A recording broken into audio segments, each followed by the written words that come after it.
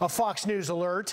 President Trump back on the world stage at the G7 summit and set to depart for his high-stakes summit with Kim Jong-un this morning. So what does success look like in his big negotiation? Our foreign policy panel is here to weigh in. That's coming up next. Get a cup of coffee. Stay tuned. A Fox News alert. President Trump at the G7 summit, putting America first and promising to tackle trade. The United States has had a very big trade deficit for many years with the European Union, and we're working it out. This as he is hours away from leaving this for his historic summit with North Korean dictator Kim Jong-un. So what should the world and America be looking for? Here to weigh in is our panel of experts. Michael Malice, author of Dear Reader, the unauthorized autobiography of Kim Jong-il. Hagar Kamali, CEO of Greenwich Media Strategies and former communications director for the U.S. mission to the United Nations, and for Ambassador Samantha Power, and Dr. Rebecca Grant, a national security and international relations expert. Thank you all for being here this morning. Really appreciate it. Hagar, let me start with you. As you look at the G7, you know the president's going in with the perspective of putting America first, getting better trade deals. What do you make of the reaction so far to the summit there? Well, listen, if I were President Trump's advisor, I would advise him to go in there with the goal of reinforcing our relationships with our allies, with making sure that they don't think that this is a trade war, that rather that President Trump is protectionist, he's trying to protect American businesses, and he has to pursue those policies as such. Things have been a bit awkward, understandably, for a few reasons. On one part, because some of the agenda focuses on international agreements, right, related to climate change and international peace and security. And so the allies there are understandably upset with the United States walking away from the Paris climate deal and the Iran agreement. But we knew that, right?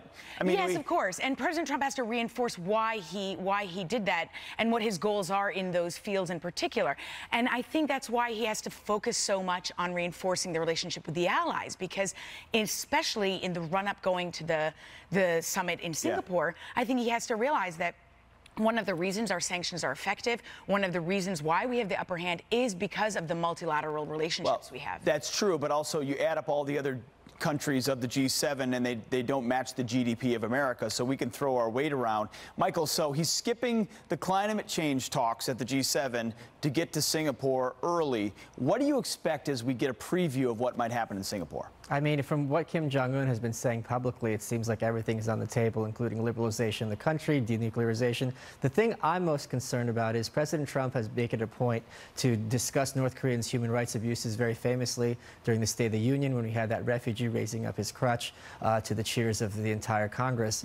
At the same time, North Korea vociferously denies that they have any human rights abuses. They claim they don't have concentration camps and that these are villages overflowing with happiness, when in fact it's the worst places on earth. So it'll be interesting to see if this is something that is discussed publicly, or maybe it's discussed privately and North Korea is allowed to save face as long as they do the right thing. Rebecca, as we move into this historic summit, big takeaways you're looking for. What's possible here? First of all, Singapore is going to be summit #1. What I'd like to see is Kim give some real sign that he's willing to talk denuclearization. That could include telling us more about what he has in his arsenal. Where are the bombs? How many ICBMs? And remember, Kim wants security guarantees, but North Korea still has a massive army, lots of artillery, stunning cyber weapons, and none of that is on the table in Singapore. Interesting. So let me go around the table here with all of you, because we can talk about the principles. But Hagar, let me start with you. When it comes to, do you expect a historic breakthrough here, briefly? I think it's certainly unprecedented, right? I mean, to have two leaders meet where the negotiations have been short-circuited on the first hand, and on the second hand, the U.S. and North Korean leaders haven't met since the 1960s. So it's certainly a breakthrough in that regard.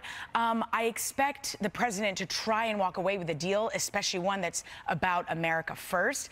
I don't know how, of course, the Japanese or South Koreans are going to feel about that, probably not favorably.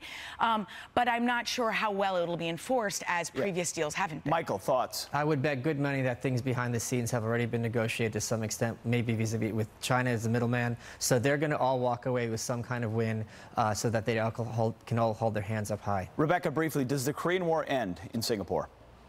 The Korean War will end.